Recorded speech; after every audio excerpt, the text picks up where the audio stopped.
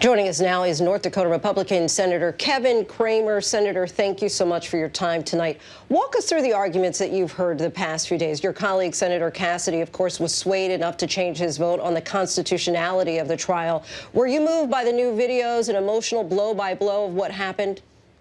Interesting point, because I wasn't overly moved by that in terms of conviction verdict. I was moved by it, because, of course, I witnessed it. And I think that was perhaps one of the bigger challenges the managers had, is that they were trying to convince people how bad the events of January 6th were, people who'd lived through it like they did. And so it was moving, but I don't think it was, at least for me personally, I don't think it was compelling to the argument that the president is culpable for it.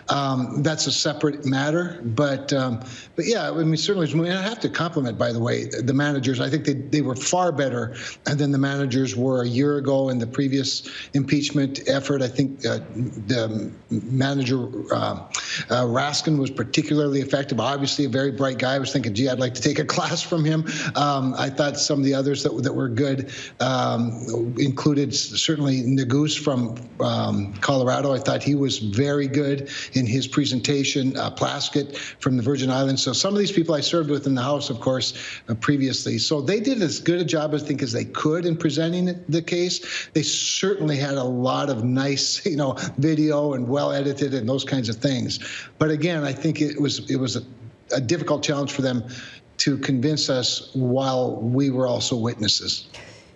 To that point, the idea of the definition of inciting, meaning to urge on or to stir up, what kind of evidence could they have possibly presented? What would it have taken? Because, the idea that they're suggesting as well, not only did he maybe incite it, but that he didn't try and stop it. So he didn't call in the National Guard while lives were at risk, or while he sent the tweet, when he knew that the rioters had actually breached the Capitol, he was still then talking about the lack of courage from Mike Pence. So in your estimation, what would it have taken?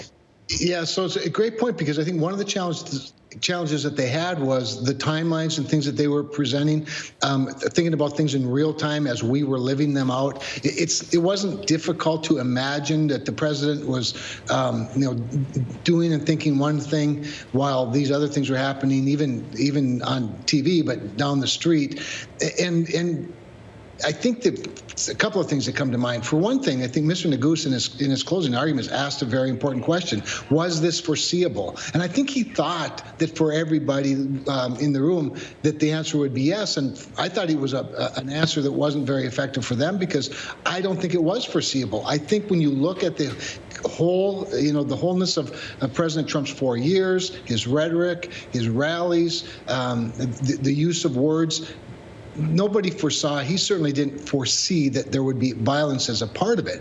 And so I think that's going to be hard for them. The other fact is that they haven't even used, the defense no doubt will, but that's the actual call to action in his speech itself, which was go and peacefully protest.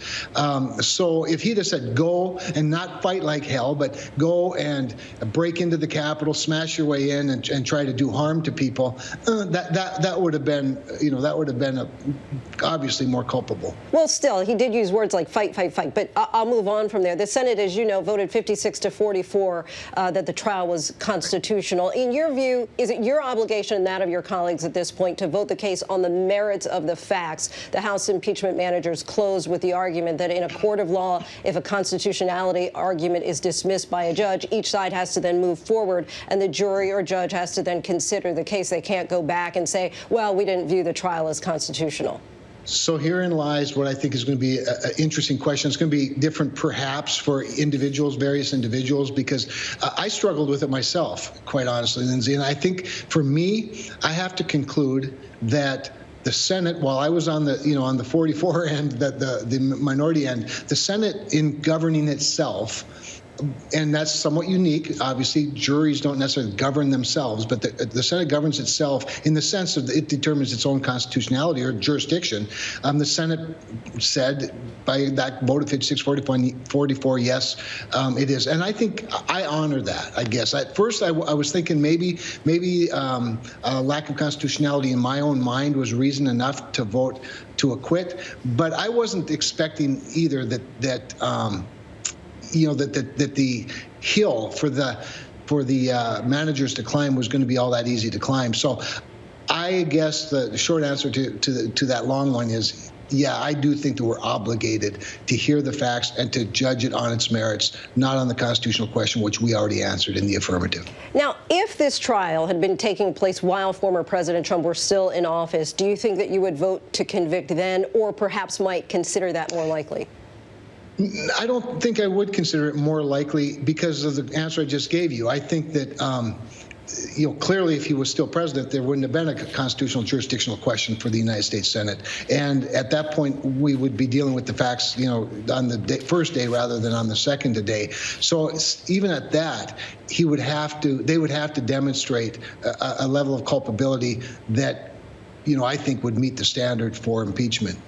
You've called this week the, quote, stupidest week in the Senate, and for many members of Congress, staffers, media members who were there January 6th, this week has likely been emotionally traumatizing. In your view, if this week was not necessary, what measure of accountability do you think that the former president should face for his role for the events of January 6th? Interesting point, because there's no question that his rhetoric was reckless. I was disappointed, frankly. I watched the speech as it was happening. I was disappointed, particularly in the things he was saying about the vice president, who's been so loyal, and so loyal not only to President Trump, but loyal to the Constitution. And I just thought that was really unfortunate and uncalled for.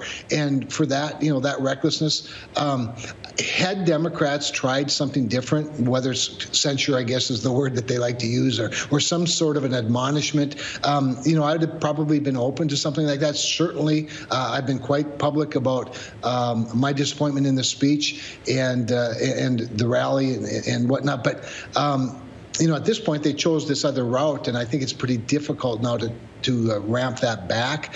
But we'll see what happens tomorrow, and then the next day. And if there's not an impeachment, here's what I would think. And I would think that if they feel strongly about their case, or if some other federal prosecutors feel strongly about the case, they'll bring charges against the former president and try him with a jury of his peers and see if they can get a conviction that way. Senator Cramer, we thank you so much for your time. Appreciate it. My pleasure. Thank you. Hi, everyone. George Stephanopoulos here. Thanks for checking out the ABC News YouTube channel. If you'd like to get more videos, show highlights, and watch live event coverage, click on the right over here to subscribe to our channel. And don't forget to download the ABC News app for breaking news alerts. Thanks for watching.